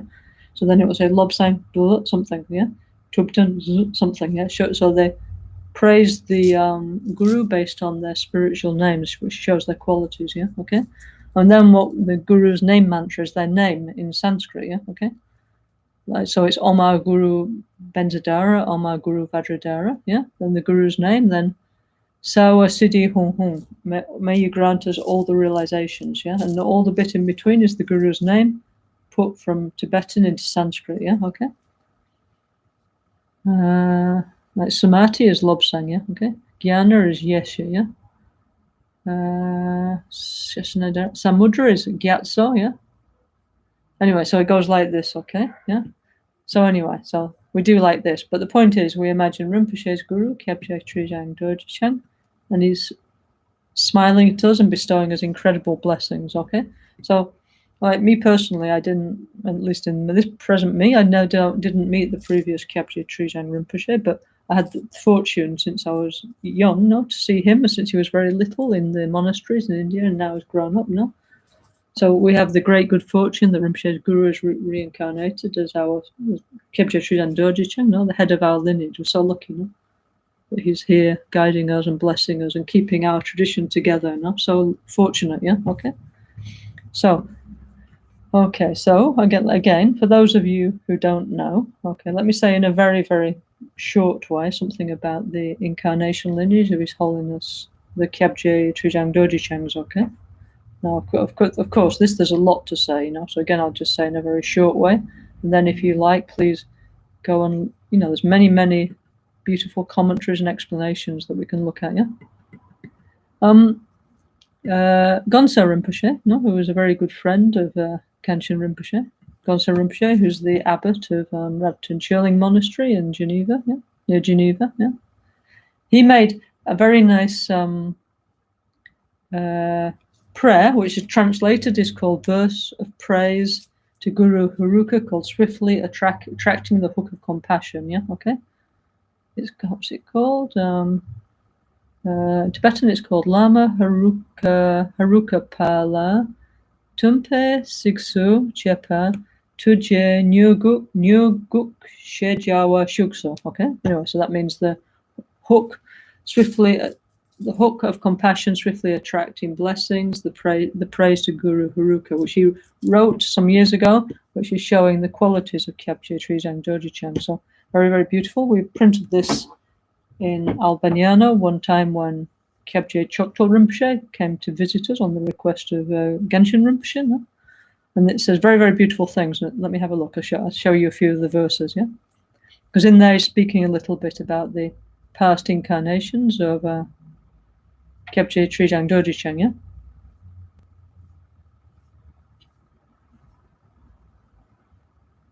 Okay, so anyway, so very famously, yeah? Okay, so anyway, so NgalSo Rinpoche, I'm actually if anybody's got this book, I'm actually looking on page 37, okay? So he says, okay, your essential nature is Amitabha, the Buddha of boundless light. Yeah, okay. And your compassionate emanations are Supreme Healer Avalokiteshvara, completely filling all the pure and impure abodes. Who other than you, whose manifestations are inconceivable? Yeah. So he's saying that really, Kyabje Tridang Dorje Chang is the Tolku, the Nimanakaya form of Buddha Amitabha. Yeah. Okay. Who's a kind of and whose enjoyment body is Buddha Chenrezig Avalokiteshvara, and he's appeared like this, like we know him, yeah, in our world, yeah. So we need to always bear that in mind, yeah. Okay. So he has many, many different kinds of emanations of the Lotus family, yeah. So very famously, Kyabje Tridang Dorje Chang at the time of the historical Buddha was Chandaka, was the Buddha's charioteer. And Gansha Rinpoche always used to tell this story all the time, yeah.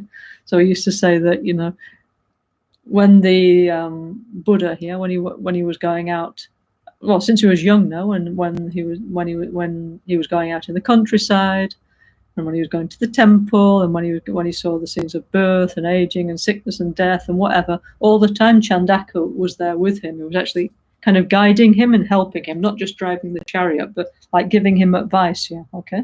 So pushing him in the right direction. Yeah. So somehow, like Chandaka was like the Buddha's first, like kind of teacher and assistant in some ways, we can say. No? Okay. Okay, and then afterwards the Buddha go out of the palace now, and at that point Chandaka had got to go back to the palace. His job was complete at that time. No, okay. So anyway, so Kyabje Tridang Rinpoche in that lifetime was Chandaka, the Buddha's charioteer. Yeah? And Rinpoche always used to say that in Albaniano, not only in Albaniano actually, in Albaniano we have this round temple that used to be a place where horses were trained. Okay. And not only that, but funnily enough, also in Brazil, in our great love temple, we have exactly the same thing. This is really weird now. How come we've got two temples that were both places where horses were trained? And Rinpoche said, this is because my guru is Tridang Dorje Chang, yeah? Okay, and he was the Buddha's charioteer, yeah? The trainer of horses, and we're the horses, yeah? Like we're the wild horses. And so he's life to life, he's helping us get our crazy mind into the right direction, yeah? Okay. So I used to say many, many times like this, yeah? We very much like to repeat that, yeah? Okay. So first was Chandaka, yeah? And then NgalSo Rinpoche actually says many, many different incarnations. He said, okay, you were Sanghabhadra in front of Buddha Shakyamuni. They said you were the virtuous friend, Vimala Sri of the Mahayana. You were Chandrakirti, so famous, no? Chandrakirti, like the great master, yeah? Yeah, incredible, yeah. And you were Shantarakshita, yeah.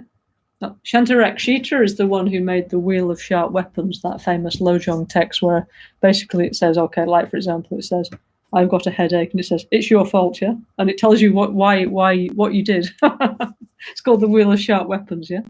So whatever happened, whatever you're experiencing, it says, this is the result of the Wheel of Sharp Weapons returning because I did this and this and this, and now I have to pay the price of my own bad actions. So may I not do it again is basically what it says, you know. May I think about others. It's a very nice text, yeah. Okay. Okay, so Chandrakirti, so famous, yeah. He was like the last disciple of Nagarjuna, yeah. Nagarjuna is the one who explained the Buddha's teachings on the perfection of wisdom, yeah, in the first century of the modern era. Yeah? But the thing is, Nagarjuna's teachings were so high, not many people could understand them, yeah. So then finally came along Chandrakirti, who made very, very clear and understandable what Nagarjuna said, and so what the Buddha said when he taught the perfection of wisdom, yeah. So famous in our Galupa school. We love Chandrakirti, yeah. Chandrakirti is one of our top superheroes, yeah. Okay, so. Also, Kyabje Tridang Dorje Chang was Chandrakirti. Yeah? Okay. Then it says you emanated millions of panditas and siddhas of the land of the Aryas of India. Yeah. And then it says again, to illuminate with light the holy Dharma in the dark and remote land of Tibet. You stood out like the second Buddha, and whose kindness is hard to repay, yeah? And then it says, as Padmakara, Lord of Siddhas. That means Padmasambhava, yeah? Okay, just for your information, yeah? So the great Tantric master, Padmasambhava, so famous, yeah? All these people, we could spend like weeks and months talking about all their incredible qualities, yeah? So in the past life, Kibjatri Dodichan was Padmasambhava, the great Tantric mystic who brought the Dharma from India to Tibet, yeah? Before Padmasambhava, there was a famous Pandita. Sorry, I can't remember his name. What was he called? I cannot remember. Anyway, sorry. Very famous Pandita. He went to Tibet to debate about the Mahayana with the Tibetans and the people there, yeah?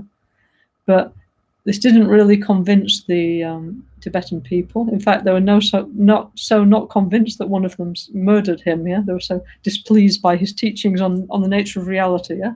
Maybe they didn't want to hear the truth, no? So anyway, he was murdered, unfortunately. Yeah?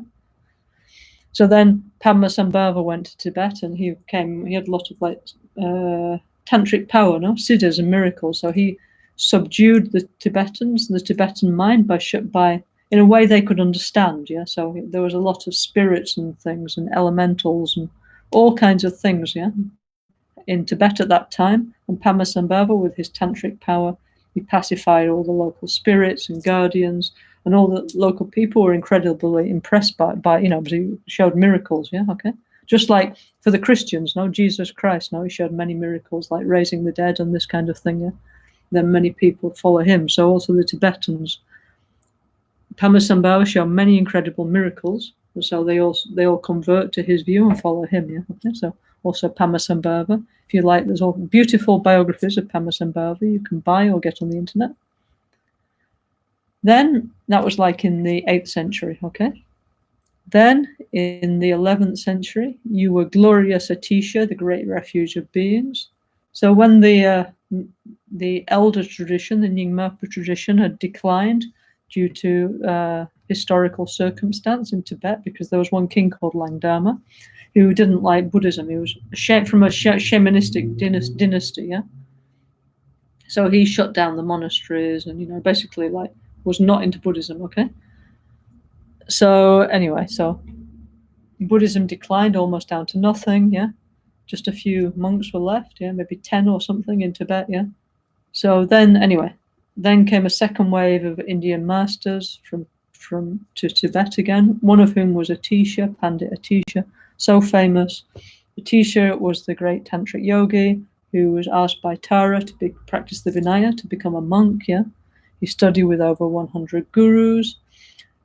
His most important guru was Salingpa. That means he was in Java or Sumatra in Indonesia. So to get to Salingpa, yeah, he traveled 13 months down through India, and then he got on one of the merchant ships that went from India to China. And he arrived there with a group of friends. They stayed there 12 years, and he realized bodhicitta, and also heard all kinds of incredible teachings, which later became called the Kadampa teachings, yeah, in Tibet, yeah. Kenshin Rinpoche says also Atisha heard the Kala Chakra while he was in Indonesia, yeah. So then finally Atisha went back to India. He became the abbot of Vikramshila Monastery. The Tibetan kings, Yeshe and his nephew Jangchub they like to invite a very famous Pandita to turn the wheel of the Dharma in Tibet. So they'd heard about Atisha.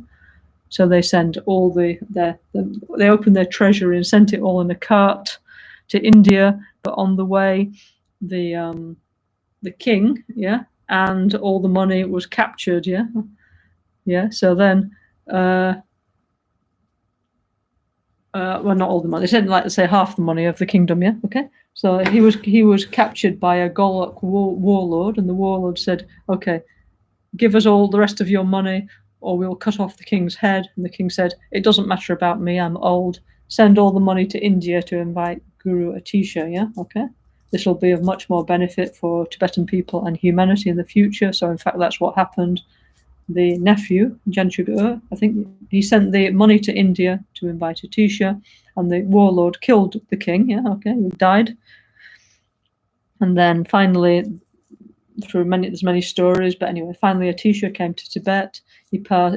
Tara appeared to him. One of his very important yidams was Tara. And she said to him, please go to Tibet. However, if you go, your lifespan will be shortened. But anyway, please go. It will be incredibly beneficial. Yeah. So he went. Yeah. And he spent the last years of his life there, actually in Sang in central Tibet. Yeah. And anyway, from his teachings, came what was called the Sama, the new tradition of Tibetan Buddhism, from which started Kagyupa and Sakyapa, and then later the Gelugpa tradition that came later, no? In the 14th century. Yeah. Okay, so Atisha with his light to the path and all his incredible, beautiful teachings. Yeah. So important master for us, and many of the teachings that we do in our lineage are obviously the heart practices of Atisha. Yeah. Okay. So, for example, Kenshin Rinpoche was doing many of these, and he taught to us. Don't know. For example, let me think. Like Chenrezig, no? Like Buddha Shakyamuni, like Tara, like Zambala, Arya Zambala on the dragon. So many beautiful practices, like the Lam Rim, no? So many incredible, beautiful practices that Atisha did are still very central in our Ganden Nyingu lineage. We're so lucky, yeah. Okay. Okay, so was Atisha, yeah.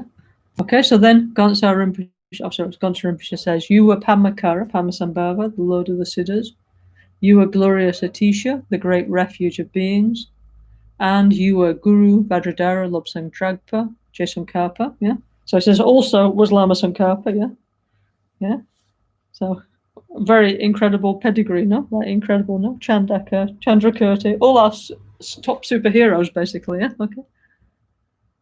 Lama Tsongkhapa, the founder of our Gelugpa tradition, who are all of inseparable nature. Your emanations are inconceivable. Okay.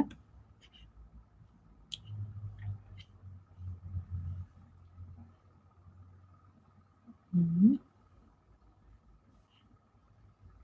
Okay, then it continues, no? Okay.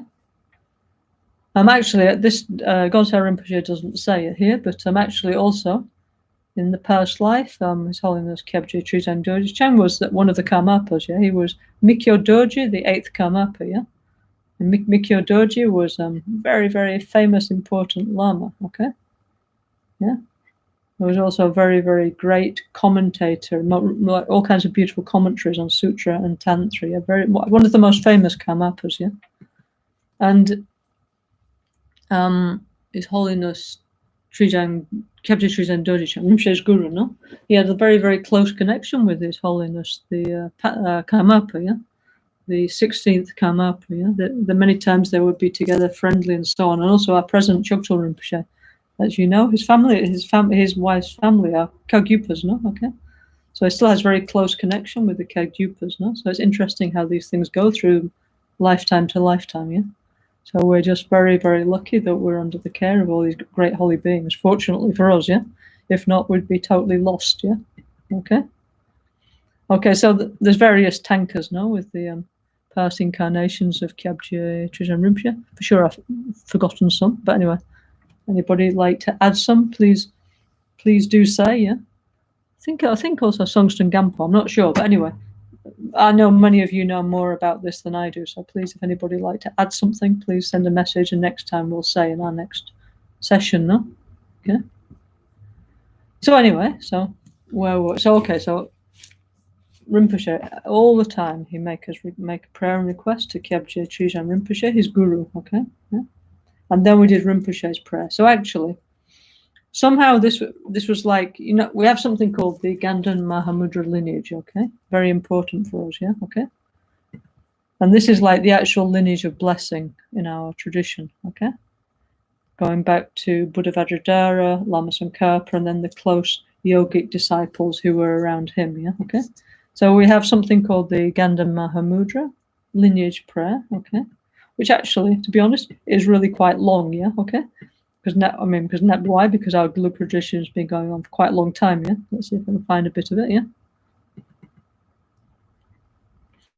Okay, very beautiful, yeah? Okay, so it starts like this, our Mahamudra prayer. Okay, I'll say the English version. It says, Great Vajradhara, pervading all nature, glorious first Buddha, principle of all Buddha families, within the celestial mansion of the spontaneous three bodies, I request you please to grant me your blessings. so that I may cut the creeping vine of self-grasping within my mental continuum, train in love, compassion, and bodhicitta, and swiftly accomplish the Mahamudra of the path of union, yeah? Okay, I don't have exactly the proper Tibetan here. I've got some kind of phonetic, so it's Lundraku Sungi Shelyasu Peldem Pois Hangeri Denso Kyabda Doje Chanchela Sowade Yudan Zintrawa Chupada Jamnin Jejan Sen Jompadan Lam Sun Chu Chakya Chen Chen Poi Chonyu Du Topa Jingilo. As you can see, I don't shout that very much because they're not quite the right tune, yeah? But anyway, so beautiful prayer, yeah? So it starts with Buddha Vajradhara, okay? Then Manjusri, yeah? Lama Sankapa, and then very famous yogis of our tradition, Togden Jampo Gyatso, Baso Chukyi Gyaltsen, Dhammayavajra, Supreme Yogi Dhammayavajra, Gyawa and Sapa, so famous, no? The first Panchen Lama, yeah? Kedrup Sangye Yeshe, another incredible great master. They're all incredible great masters, yeah? Then Venerable Lobsang Chögyam, yeah? Panchen Lobsang Chögyam, yeah? Like the one who made the Lama Chöpa, Gaden Gyaltsen, Kuncho Gyaltsen, all these great famous masters, okay? Second Panchen Lama, Lobsang Yeshe, yeah? He's the one that went to Shambhala, the guide to Shambhala, the Shambhala Lamyek, okay? We were looking at that the other day, yeah? Lobsang Trinle, Drobang Lobsang Namgyal, Kachin Yeshe Gyaltsen, very famous. He's the one that made the beautiful comment, made so many beautiful things, but I was referring to this commentary on the Lama Chöpa, yeah? Manjusri's Innermost Secret that he wrote, beautiful, yeah? Very important master, yeah? All these people achieved enlightenment, yeah? Okay, Puchog Nagwan Jampa, Panchen Palden Yeshe, Kedrum Nawan Dorje, Jetsun Dhammayavajra, very, very important Lama. Many of our sadhanas are from him, yeah? Rinpoche liked very much Dhammayavajra sadhanas, yeah? Yangchen Drupa Dorje, also super famous. It's like all their works are so amazing, so incredible. We have all of these, in our lab rangs everywhere. Our NgalSo tradition is made of all these great beings' works and teachings and sadhanas and practices, yeah? Then Kedrup Tenzin Sundru, then of course His Holiness Pabonka Rinpoche, Pabonka Trinle Gyatso, the most famous Pabonka Rinpoche, yeah? The one who make all our incredible Haruka and Vajrayogini sadhanas and but Lam Rim and lots of all basically what we do, no? Yeah? And then His Holiness Lobsang Yeshe, Kyabje Trizang Rinpoche, Rinpoche's guru, yeah? Okay, so this prayer is quite long, yeah? Okay? So let's say traditional way you're supposed to say all this, but Rinpoche thought there's no way you're all going to do that, yeah? So kindly, he said, just say the last verse, yeah? To Kyabje Trizang Rinpoche and to me, huh? Okay, and then in our self-healing book, we have this one verse longer, yeah? Yeah, so when we say the prayer to Kyabje Trizang Rinpoche and to Ganshu Rinpoche, we think, and all the others from Vajradhara, Buddha Shakyamuni, Vajradhara, and all those great masters, down to our present guru, okay? Yeah, but kindly, Rinpoche understood very well what we're like, yeah, okay? So he said, we can do like this, okay? And so he said, okay, so we do Kyabje Rinpoche prayer and then Genshin Rinpoche prayer, Lucha Zampo, Palgyu Tashipa, and his mantra, Oma Guru, yeah? And then when we do Pakyaki Kudang, this is the last verse of the Mahamudra lineage prayer, okay? Which Rinpoche, actually. First you start, for many years we were doing like Pakyaki Kudang, Dahagi Hilu, Pakyaki Sun, Dahantagina, Pakyaki Tu, Dahagi Danyamechi Tu Jingilo, which is, Father, may your holy body and my ordinary body become one, yeah? Father, your holy speech and my ordinary speech. Father, your holy mind and my mind, yeah? Okay? May your holy body, speech, and mind become inseparable with mine. Yeah, okay, this is the famous prayer of the Mahamudra. Yeah, so always we do like this. Every time before a teaching with Rinpoche, we would sing this together with him. Yeah, then he would say, okay, now translate in English and Italian or whatever language. Yeah, okay. Then at a certain point, exactly what point I can't remember, but I will check in my notes, you start to add ma kyo ke kuda da gi hilu ma kyo ke son da gi na ma kyo ke tuda da gi da nyame chi tu jingilo, which is the same, but it says mother, yeah, your holy body and my ordinary body. Mother, your holy speech and my ordinary speech. Mother, your holy mind and my ordinary mind, may your holy body, speech, and mind become inseparable from mine, yeah? So then Rinpoche was showing actually in a more complete way, no?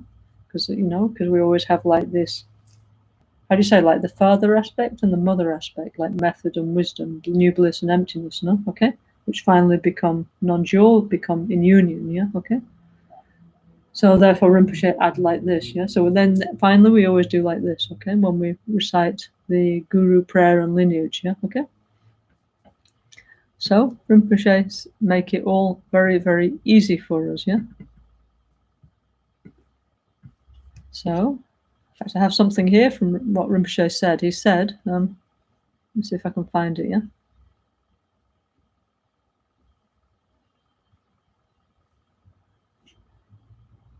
Okay, this is I wrote down a lot of what Rinpoche said when he started. Well, for years and years, I write down what Rinpoche said. So this is at the beginning when Rinpoche first started to teach self-healing. Okay. So Rinpoche said, okay, you all need to change a little bit. Yeah, he said, not just say like Lama, Rinpoche. That's what we did now. I was running around after him. You shouldn't just do everything for me. Yeah. He said, I need you all to personally develop. Yeah. He said, of course, all my friends, you all love me. You're all very good people. And I'm very happy, yeah? Okay? And he said he was saying like, he was saying that the Buddha, and also him, they need to adjust their teachings according to the mentality of the people, yeah? Okay? So this is why Rinpoche made the Mahamudra practice short, no? So that we would actually do it. Otherwise, no chance, and we would never do, except maybe one or two special occasions per year. So here he gives one example. He says, okay. He said, Buddha Shakyamuni, he used to teach in both indirect and direct ways. He said, for example, there was one prince, and his father was a high-level bodhisattva, yeah? And the son was jealous, no? He wanted to take the king's throne, no? And so he was jealous of his father. So then he killed him, yeah? Actually killed him in a horrible way, actually, by torturing him, yeah? So he killed him, and then he felt guilty, yeah? So this prince actually was called King Ajatasattu, okay? It's famous, yeah? So then one day he told Guru Shakyamuni Buddha that he felt very bad that he killed his father and taken his throne, yeah? But Rinpoche said the Buddha didn't say to him, you're very bad, because it said otherwise he would die straight away out of shock and go to hell, yeah? So instead, the Buddha made what's called the Sutra of Killing Your Mother and Father. So the king of Ajatasattu was so surprised, yeah? In this sutra, yeah, explains like you have to kill your father, but your father is hatred, yeah, and you have to kill your mother, which is your ignorance. So it uses like this example, yeah, okay? I mean, do not try that at home, yeah, okay? So anyway, so then Rinpoche said, finally, the king understood, yeah, and that we need to kill our delusions. And then he became purified and everything developed, yeah? So he said, we need to make the explanation suit people's mentality. So maybe sometimes it's long, sometimes it's short, yeah? Or maybe sometimes you just need to say yes, yes, yeah? Or, for example, this is a classic, I don't know if you can see, yeah? Can you see here? It says Om, no problem, Soha, yeah? Okay? This is a mug that some of my friends made in Brazil, yeah? Okay, one time we were there with Rinpoche, no? Yeah, it says, anyway, so this is, for many, many years, when people used to go and see Rinpoche, whatever they used to ask him all kinds of incredible things, and he would say, Om, no problem, Soha. And then he would give the mantra of Om Muni Muni Maha Muni Shakyamuni Soha, and the four limitless thoughts, yeah? So you can also say like that, Om, no problem, Soha, yeah? So Rinpoche said, yeah? So we need to take care of people in different ways. Some people are very fast, some people's minds are very slow. So everything we need to adapt to them. So that's exactly what he did to us, no? He didn't just give us like, I don't know, like 2 huge rooms full of piles and piles of Tibetan books and said, okay, here you are, get on with this, yeah? Like in a monastery, yeah? He adapted everything in a way that was suitable for us modern people, that's digestible, what's possible, okay? Then it's like one door that we can go through. Then what we like to take out the treasury after that is up to us. Everything is there. But first we need to go through the door, yeah, okay? Then he said, for example, I won't say the name, but he said one of his disciples, he said, first, she understood nothing. She was cuckoo, I mean, crazy, yeah? But now she's too clever and understands everything, yeah? And she says, now I'm happy, yeah? Because I took care of her mentality and she changed, yeah? Yeah? So anyway, so Rinpoche says, we need to change directly our bad habits, yeah? But he says, if I say directly to you, you need to change your bad habits, you say yes, but really inside you don't agree, yeah? So we need to do many different things to develop and to change in a positive way, yeah? Yeah. So he said, I'm a small Lama, but I'm watching each of my friends' body, speech, and mind and actions to understand and then know how to change things, yeah? To put things in the right way, yeah? And this is exactly what he did, no? With self-healing, okay? And all the beautiful teachings that he's given to us as his legacy that now we need to practice, yeah? Okay? Okay, so anyway, I just thought I'd share that with you, no? Rinpoche said so many beautiful things. We're so lucky, no? Okay? Rinpoche gave this to us, this lineage. Now all of us together, we need to put it into practice, yeah? Yeah? Then we all become like Dharma charioteers of self-healing, and we can all do it. We're all good enough to do it, yeah? So let's all do that together, yeah? Okay? Okay, so anyway, let's do the concluding part, yeah? Okay? Some prayers of self-healing, okay? Let's conclude, yeah? Okay? Okay. Om Guru Buddha Siddhi Hum. Om Guru Buddha Siddhi Hum. Om Guru Buddha Siddhi Hum. Om Guru Buddha Siddhi Hum. Om Guru Buddha Siddhi Hum. Eyam Ram Lamba. Eyam Ram Lamba. Eyam Ram Lamba. Shuddhe Soha. Shuddhe Soha. Pam le pehema janku. Pam le pehema sepu. Pam le pehema nompo. Pam le pehema mo. Pam le pehema kapo. Om ahum tram hri. Hri le nasoto je janku hri. Tram le no bo sepo tram. Le doje no po hum. Le pe ma po a. Le kolo ka po a. Kolo nan se doje. Pe ma che doje. Doje mi kyo doje. Tram no burinchu. Rina so doje. Lama toyun doje ken. Om Ahamoga Siddhi Hum. Om Ahamoga Siddhi Hum. Om Ahamoga Siddhi Hum. Om Ahamoga Siddhi Hum. Om Ahamoga Siddhi. Lama Rinchen Doje Ken.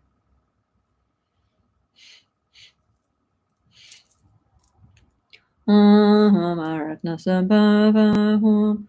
Om Aratna Sambhava Hum. Om Aratna Sambhava Hum. Om Aratna Sambhava Hum. Om Aratna Sambhava. Lama Mikyo Doje Ken. Om Ahashobhya Hum. Om Ahashobhya Hum. Om Ahashobhya Hum. Om Ahashobhya Hum. Om Ahashobhya. Lama Chodoji Kien. Om Amitabha Om. Om Amitabha Om. Om Amitabha Om. Om Amitabha. Om Amitabha. Lama Nanse Doji Kien. Om Mahavarojana Om. Om Mahavarojana Om. Om Avarojana Om. Om Avarojana. Om Avarojana.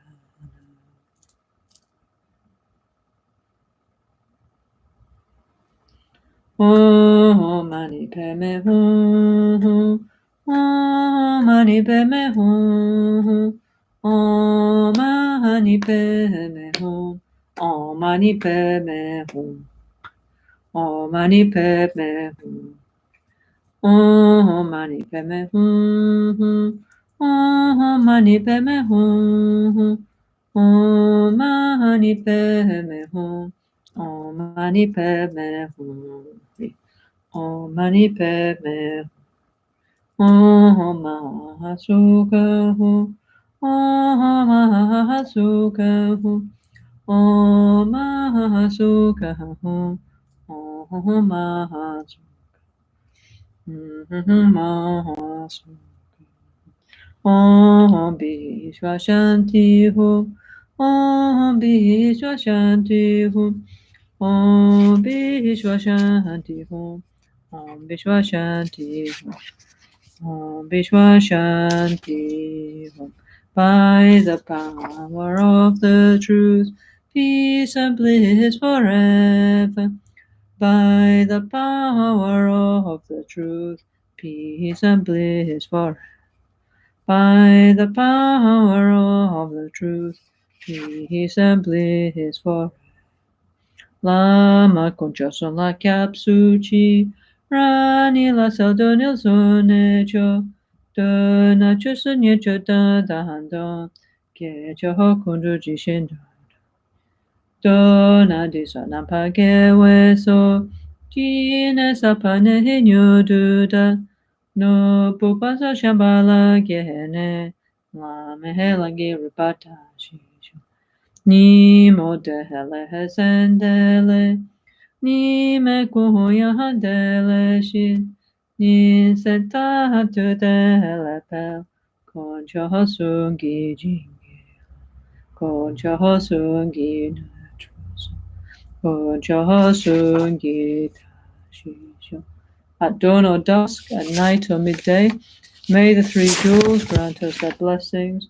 May they help us to achieve all realizations and sprinkle the path of our lives with various signs of auspiciousness. Okay, so thank you all very much for listening. Next Tuesday, we'll be continuing the commentary on NgalSo Tantric Self-Healing.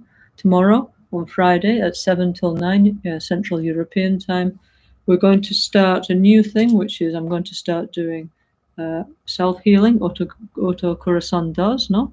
In Espanol. I'm going to do it in Spanish through Zoom with who likes from Spain and South America, Latin America, okay?